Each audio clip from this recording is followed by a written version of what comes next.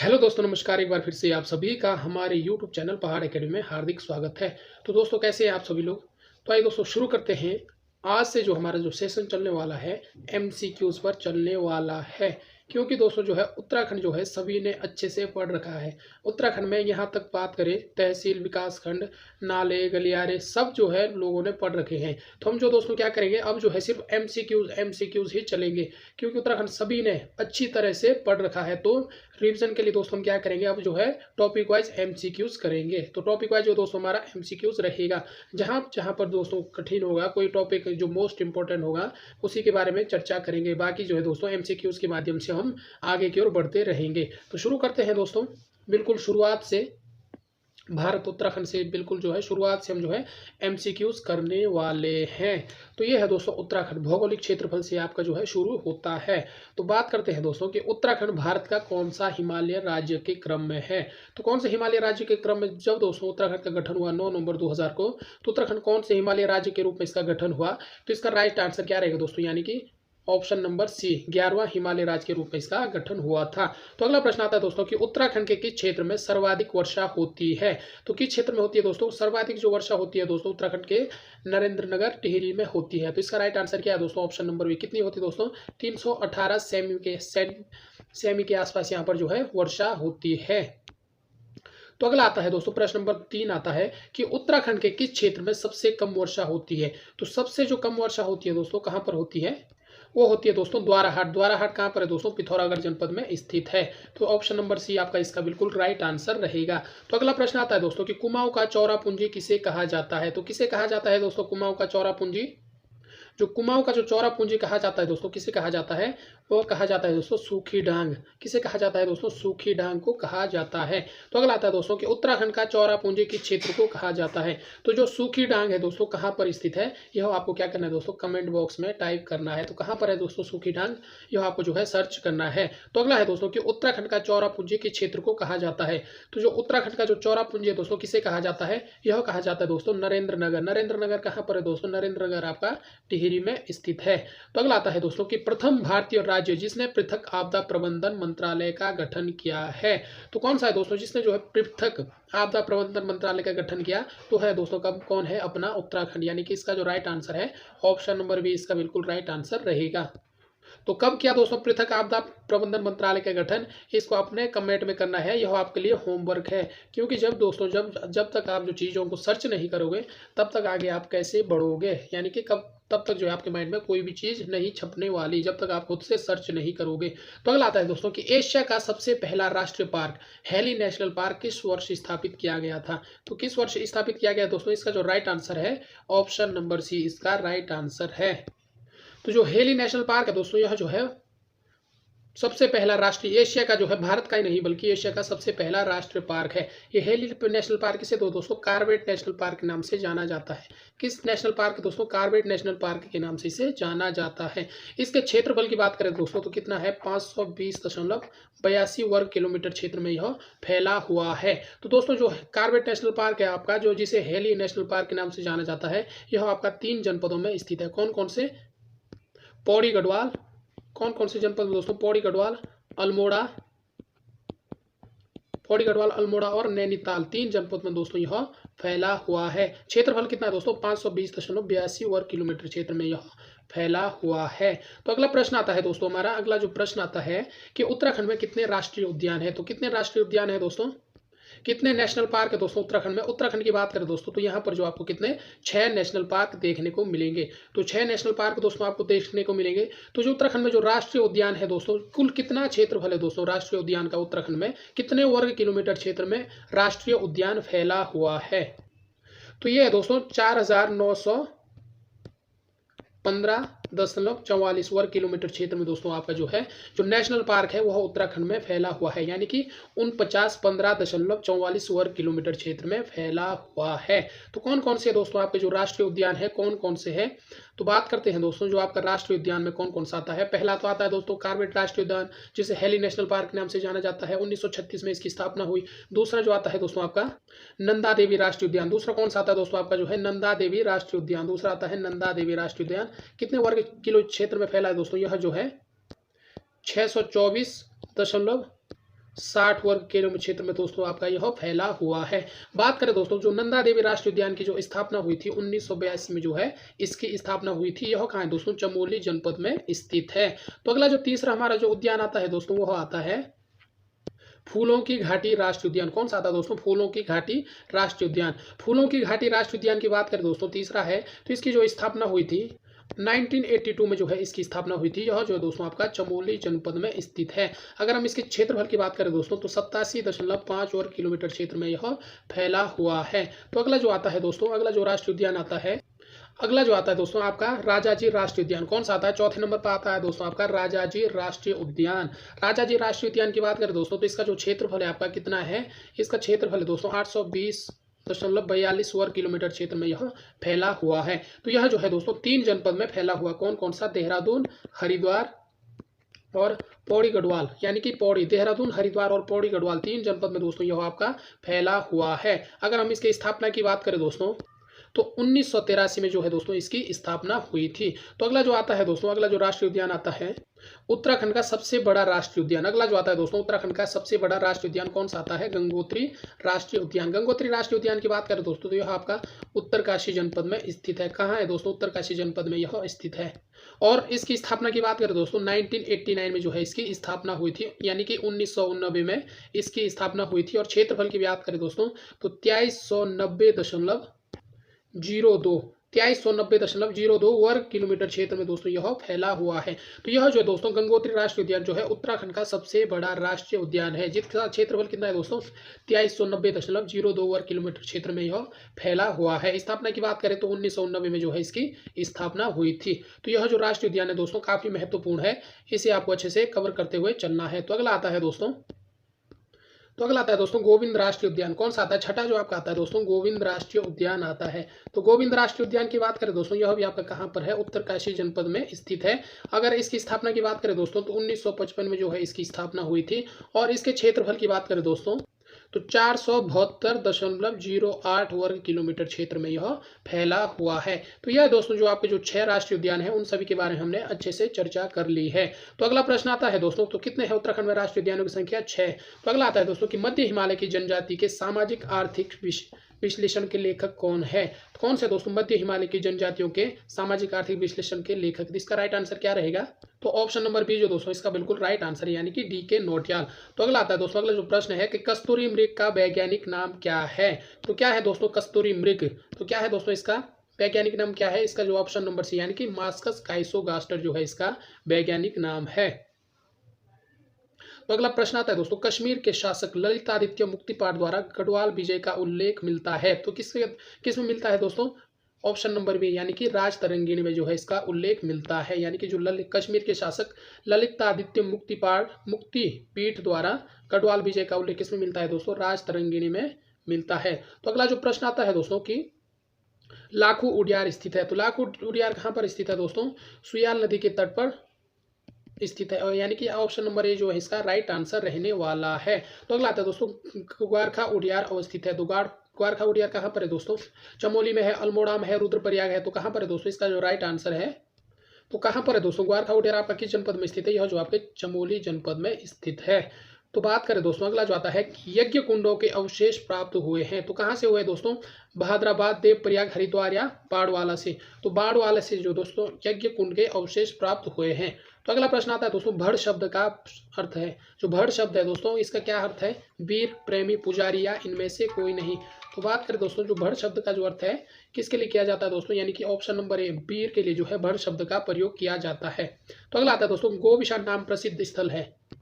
तो जो भड़ शब्द का अर्थ शब्द क्या है दोस्तों, इसका जो अर्थ रहता है वीर। तो अगला आता है दोस्तों, गोविशान नाम किस प्रसिद्ध स्थल का है। तो किसका है दोस्तों, काशीपुर, नैनीताल, अल्मोड़ा या कालसी। तो काशीपुर है दोस्तों, इसको जो है पहले गोविशान नाम के नाम से जाना जाता है। तो काशीपुर कहाँ पर है दोस्तों, इसको जो है यह आपके लिए होमवर्क है। तो अगला आता है दोस्तों कि मौर्य सम्राट अशोक का शिलालेख प्राप्त हुआ है। तो कहाँ से हुआ दोस्तों, जो अशोक का शिलालेख प्राप्त हुआ दोस्तों कहाँ से हुआ है, कालसी से इसका शिलालेख प्राप्त हुआ है। तो इसे भी आपको अच्छे से नोट करना है। तो अगला प्रश्न आता है दोस्तों कि उत्तराखंड में क्षेत्रफल की दृष्टि से कौन सा राज्य है। उत्तराखंड भारत में क्षेत्रफल की दृष्टि से कौन सा क्रम का राज्य है। तो कौन से क्रम का है दोस्तों? 10वां है, 13वां है, 18वां है या 15वां है? तो इसका राइट आंसर क्या है? ऑप्शन नंबर डी जो इसका बिल्कुल राइट आंसर रहने वाला। कौन से क्रम का है दोस्तों? 18वें क्रम का राज्य है। तो अगला आता है दोस्तों, उत्तराखंड का कुल भौगोलिक क्षेत्रफल कितना है? तो कितना है दोस्तों? 53,483 वर्ग किलोमीटर। ऑप्शन नंबर ए इसका बिल्कुल राइट आंसर है। तो अगला आता है कि उत्तराखंड की चौड़ाई उत्तर से दक्षिण की ओर कितनी है? तो कितनी है दोस्तों? चौड़ाई की बात कर रहे हैं तो चौड़ाई कितनी है दोस्तों? यानी कि 320 किलोमीटर। तो अगला आता है दोस्तों कि उत्तराखंड की लंबाई कितनी है? तो लंबाई की बात करें दोस्तों तो लंबाई जो है, चौड़ाई उत्तराखंड में कम है और लंबाई जो है उत्तराखंड की ज़्यादा है। तो कितनी है दोस्तों? यानी कि 358 किलोमीटर। तो कितना है दोस्तों? इसमें कई बार जो है अंतर भी पूछ लिया जाता है। तो 358 माइनस 320 तो कितना है दोस्तों? जो है आपका जो है कितनी है, जो 38 किलोमीटर का जो है इसमें डिस्टेंस है। यानी कि आपकी जो लंबाई है वह जो है 38 किलोमीटर ज़्यादा है।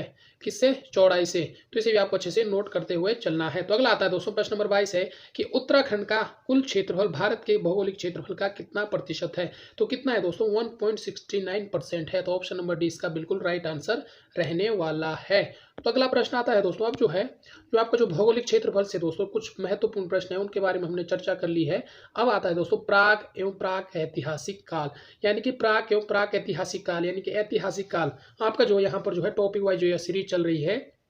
तो अब जो हम ऐतिहासिक काल, प्राक ऐतिहासिक काल के बारे में चर्चा करेंगे। तो बात करते हैं दोस्तों महाभारत के, पहला प्रश्न है कि महाभारत के किस पर्व में गंगा द्वार हरिद्वार से ब्रिंग तुंग तत्त तक की यात्रा का वर्णन मिलता है? तो किसमें मिलता है दोस्तों?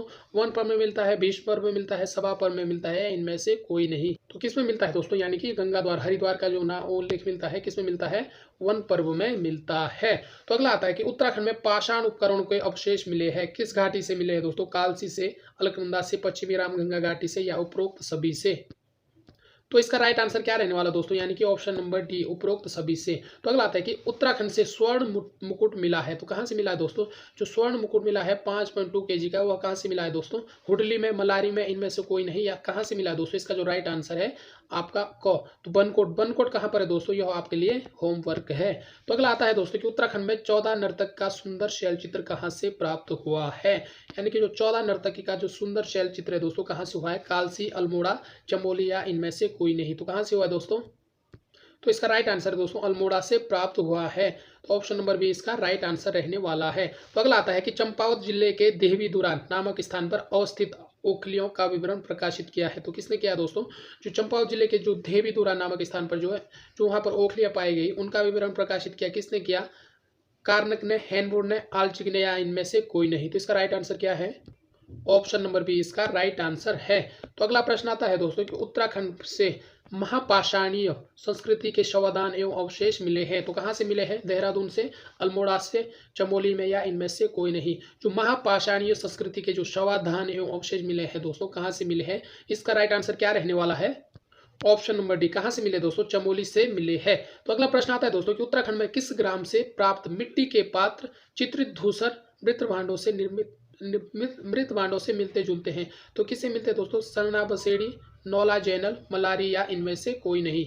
तो क्या रहेगा दोस्तों? इसका राइट आंसर रहेगा ऑप्शन नंबर को, यानी सरना बसेड़ी। तो आपको दोस्तों जो है रिवीजन के तौर पर जो है यह कवर करते हुए चलना है। तो अगला आता है दोस्तों, किस इतिहासविद ने उत्तराखंड चित्रित धूसर संस्कृति का साम्य महाभारत काल से स्थापित किया है? तो किसने किया दोस्तों? मदन चंद भट्ट, बीबी पलाल, यशवंत सिंह कटोचिया, इनमें से कोई नहीं। तो कुछ ऐसे प्रश्न है दोस्तों जो आपको पहली बार देखने को मिल रहे होंगे। तो इसका राइट आंसर क्या रहने वाला है? तो इसका जो राइट आंसर रहने वाला दोस्तों ऑप्शन नंबर बी जो इसका बिल्कुल राइट आंसर रहने वाला है। अगला आता है दोस्तों कि संसार का प्राचीनतम ग्रंथ है। तो कौन सा है दोस्तों? जो संसार का प्राचीनतम ग्रंथ कौन सा है? मनुस्मृति है, अर्थशास्त्र है, ऋग्वेद है या इनमें से कोई नहीं। तो कौन सा है दोस्तों? इसका जो राइट आंसर है ऋग्वेद। ऋग्वेद जो दोस्तों संसार का जो है सबसे प्राचीनतम ग्रंथ है। तो अगला है कि उत्तराखंड के किस नगर को गेरुए रंग की संस्कृति सभ्यता का नगर कहा जाता है? तो किसे कहा जाता है दोस्तों? गेरुए रंग की संस्कृति सभ्यता का नगर। देहरादून को कहा जाता है, हरिद्वार को कहा जाता है, हल्द्वानी को कहा जाता है या इनमें से कोई नहीं। तो किसे कहा जाता है? यानी कि ऑप्शन नंबर बी हरिद्वार को कहा जाता है। तो अगला आता है दोस्तों कि रामायण कालीन वाणासुर की राजधानी अवस्थित है। तो कहाँ है दोस्तों? जो रामायण कालीन जो वाणासुर है उसकी राजधानी कहाँ पर थी? ज्योतिषपुर थी या कार्तिकेयपुर थी या रामपुर थी या इनमें से कोई नहीं। तो इसका राइट आंसर क्या रहने वाला दोस्तों? यानी कि ऑप्शन नंबर को कहाँ थी? ज्योतिषपुर थी। तो दोस्तों आपको जो है अच्छे से सभी चीज़ों को दोस्तों आपको अच्छे से अब इसे क्लियर करते हुए चलना है। यह मौका दोस्तों आपको बार-बार नहीं आने वाला है। तो इसलिए दोस्तों आपको जो अपनी पूरा 100 से 100% देना है, 100 में से 100%। आपको दोस्तों उत्तराखंड, मैं आपको बता दूँ दोस्तों कि उत्तराखंड हिंदी, उत्तराखंड हिंदी तो ये तो दोस्तों आपका मेन है। इसमें जो दोस्तों आपको जो है 100% देना ही देना है। लेकिन जो दोस्तों आपका जो 40% बचा है दोस्तों, जो 40% का जो जीएस है, यानी कि जो 40 नंबर का जो जीएस है दोस्तों, वहाँ पे भी आपको कितना देना है, 100% देना है। क्योंकि अगर आप दोस्तों एक बात बता दूँ मैं आपको कि अगर आप उत्तराखंड और हिंदी कुल मिलाकर कितने हो दोस्तों, 60 प्रश्न का हुआ। अगर आपकी सबसे टॉप की तैयारी रहेगी दोस्तों, आपकी सबसे अच्छी तैयारी रहेगी, तो 60 में से दोस्तों आपके जो है आने वाले हैं 50 नंबर। जो बेस्ट तैयारी रही दोस्तों, यानी कि आपने जो है 100% कोई भी कमी जो है उत्तराखंड और हिंदी में नहीं छोड़ी है, तो आपके कितना आएंगे दोस्तों, 60 में से 50 नंबर। क्योंकि 10 नंबर ऐसे रहेंगे दोस्तों, 10 प्रश्न ऐसे रहेंगे कि जिसमें से कोई प्रश्न ऐसा रहेगा दोस्तों जो आपको पहली बार देखने को मिलेगा, और कुछ प्रश्न ऐसे होंगे दोस्तों जिनमें आप कंफ्यूज रहेंगे। तो कितने आएंगे दोस्तों, आपकी जो बेस्ट तैयारी रहेगी तो 50 नंबर आने वाले हैं। अगर आपने जीएस नहीं पढ़ा होगा दोस्तों, तो तुक्के मार के 40 में से कितने आएंगे दोस्तों, आपके 10 या 15 नंबर आएंगे, तो जिनमें दोस्तों आपका जो है सिलेक्शन नहीं होने वाला है। तो आपको क्या करना है दोस्तों, जो जीएस है कितने नंबर का है, 40 नंबर का जो आपको जीएस है, तो जीएस को दोस्तों आपको भी कवर करते हुए चलना है। यानी कि दिन में अगर आप 8 घंटे पढ़ रहे हो दोस्तों, तो 4 घंटे 5 घंटे दोस्तों आप जो है उत्तराखंड प्लस हिंदी में दे दो, और 3 जो आपके घंटे बचते हैं दोस्तों, उसमें आप जो है पूरा जीएस कवर कर लो। जीएस कवर करने का प्रयास करेंगे। जैसे जीएस हो गया दोस्तों, जीएस हो गया, और रीजनिंग जो दोस्तों नंबर खींचने में सबसे खतरनाक है रीजनिंग। इसमें जो दोस्तों आपको अगर 5-6 प्रश्न देखने को मिलेंगे, तो 6 प्रश्नों के दोस्तों, तो 6 के 6 नंबर जो आप रीजनिंग में ला सकते हैं, बिल्कुल एक्यूरेट। जीएस का तो पता नहीं दोस्तों, क्योंकि जीएस जो है कहीं से भी पूछ लिया जाता है। और साथ ही साथ दोस्तों आपको करंट के भी आपको दोस्तों यूकेपीएससी में लगभग 5-6 प्रश्न देखने को मिलेंगे। तो आपको दोस्तों जो सभी में है, जो 100 नंबर का पेपर है, तो आपको जो है 101% जो है अपना इसमें करना है, क्योंकि यह दोस्तों आपका जो है लास्ट मौका है। इसके बाद तो दोस्तों जो है विज्ञप्ति का कोई भरोसा नहीं, कब आती है, कब जो है क्या आता है। उत्तराखंड में पहली बार तो भर्ती आई दोस्तों, इसमें आपको जो है 100% देना है। तो आपको जो दोस्तों जैसे भी हो, आर पार इस बार जो आपको आर पार कर देना है। कुछ भी हो, कुछ भी करके आप सोए जागे कितना पढ़ना है, ये आपके ऊपर डिपेंड है। तो अगला आता है दोस्तों कि अगला प्रश्न है कि उत्तराखंड का विद्या केंद्र कण्वाश्रम किस नदी पर स्थित है। तो जो कण्वाश्रम है दोस्तों, उत्तराखंड का विद्या केंद्र है, किस नदी पर है, मालिनी नदी पर स्थित है, मालिनी नदी के तट पर स्थित है। तो कण्वाश्रम कहाँ है दोस्तों, यह आपके लिए होमवर्क है। तो अगला आता है दोस्तों कि पाली भाषा में लिखे बौद्ध ग्रंथों में उत्तराखंड के लिए किस शब्द का प्रयोग किया हुआ है। तो किस में है दोस्तों, जो पाली भाषा के बौद्ध ग्रंथों में दोस्तों उत्तराखंड के लिए हिमाचल, हिमाद्री या हिमवंत, तो बौद्ध ग्रंथों में दोस्तों जो है उत्तराखंड के लिए हिमवंत का प्रयोग किया हुआ है। तो अगला प्रश्न आता है दोस्तों कि स्कंद पुराण में उत्तराखंड के वर्तमान कुमाऊं क्षेत्र के लिए प्रयोग हुआ है। तो क्या बोला है दोस्तों, हिमाचल, मानसखंड, गढ़वाल। तो जो स्कंद पुराण में है, उत्तराखंड में जो है कुमाऊं क्षेत्र के लिए मानसखंड कहा गया है। अगला प्रश्न आता है कि उत्तराखंड के वर्तमान जो कुमाऊं क्षेत्र का नाम विष्णु के किस अवतार पर माना जाता है। तो इस प्रकार से दोस्तों आपका प्रश्न बन सकता है, कच्छप, कूर्म, वाराह या इनमें से कोई नहीं। तो जो उत्तराखंड का जो दोस्तों विष्णु के किस अवतार पर माना जाता है, जो विष्णु के जो है कूर्म अवतार पर जो है कुमाऊं क्षेत्र का नाम माना जाता है। तो ऑप्शन नंबर बी इसका राइट आंसर रहने वाला है। तो अगला प्रश्न आता है दोस्तों कि उत्तराखंड से ताम्र मानव आकृतियां प्राप्त हुई है। तो कहाँ से हुई है दोस्तों, जो ताम्र बनकोट से हुई है, बाड़ाहाट, किमनी या इनमें से कोई नहीं। तो कहाँ से हुई दोस्तों, यानी कि ऑप्शन नंबर 1 और यानी कि बनकोट कहाँ पर है दोस्तों, यह आपके लिए होमवर्क है। और कितनी ताम्र मानव आकृतियां यहाँ से प्राप्त हुई है दोस्तों, यह भी आपके लिए होमवर्क है। तो अगला आता है दोस्तों कि उत्तराखंड से गैरिक सदृश्य मृदभांड यानी कि प्राप्त हुए, कहाँ से प्राप्त हुए दोस्तों, बनकोट से, बाड़ाहाट से, बहादराबाद से या इनमें से कोई नहीं। इसका राइट आंसर क्या है, ऑप्शन नंबर सी इसका राइट आंसर है, यानी कि बहादराबाद। तो अगला प्रश्न आता है दोस्तों कि किस इतिहासविद ने उत्तराखंड में फड़का नौला शैलाश्रय की खोज की। तो किसने की दोस्तों, मदन चंद भट्ट, यशोधर मठपाल, यशवंत सिंह कठोजिया, इनमें से कोई नहीं। तो इसका राइट आंसर क्या है दोस्तों, यानी कि Yashodhar Mathpal, option number B. तो अगला आता है दोस्तों कि पेटशाल ग्राम शैलाश्रय की खोज इतिहासविद यशोधर मठपाल ने किस वर्ष की। तो किस वर्ष की दोस्तों, 1989। तो फड़कानवाला उत्तराखंड में है। तो फड़कानवाला कहाँ पर है दोस्तों? उत्तराखंड में। यह भी आपके लिए होमवर्क है। और पेटशाल कहाँ है दोस्तों? यह भी आपके लिए होमवर्क है।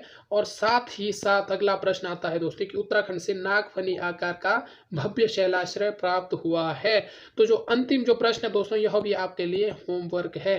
तो मैंने दोस्तों जो इतिहास के बारे में जो है यहाँ पर जो कुछ प्रश्न थे, यानी कि लगभग यह जो है दोस्तों आपके लगभग जो है 21 से 42 यानी कि 40 के आसपास जो आपके यहाँ पर प्रश्न देखने को मिले हैं। तो जो इतिहास से संबंधित है दोस्तों जो भी है, आपको जो है इस वीडियो के बाद जो है उसे अच्छे से कवर करना है। इस प्रकार दोस्तों आगे सिलेबस एक एक दिन करके जो है हम पूरा उत्तराखंड कवर करने का अच्छे से प्रयास करेंगे।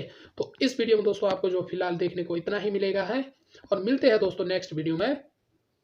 जो नेक्स्ट वीडियो आएगी दोस्तों हमारी आएगी चंदवंश, कार्तिकेय पूर्ववंश और पंवार वंश। सबसे पहले बात करेंगे कार्तिकेय पूर्ववंश, उसके बाद बात करेंगे चंदवंश की, फिर आएगा पंवार वंश। इस प्रकार आपका जो है टॉपिक वाइज सीरीज चलेगी। और लास्ट में जो दोस्तों हफ्ते में जो है 2 दिन आपके जो है उत्तराखंड से 40 प्रश्न ऐसे आएंगे जो मिक्स होंगे दोस्तों। मिक्स यानी कि जो है जिसमें उत्तराखंड का सभी रहेगा, जनजाति रहेगी, इतिहास रहेगा, भूगोल रहेगा, सभी प्रकार के प्रश्न आपको उसमें देखने को मिलेंगे। और साथ ही साथ दोस्तों आपके जो है हिंदी का सेशन भी चलेगा, उसमें भी आपको दोस्तों टॉपिक वाइज जो है एमसीक्यूज देखने को मिलेंगे, क्योंकि एमसीक्यूज के माध्यम से जो है हमेशा स्टूडेंट अच्छे से समझता है।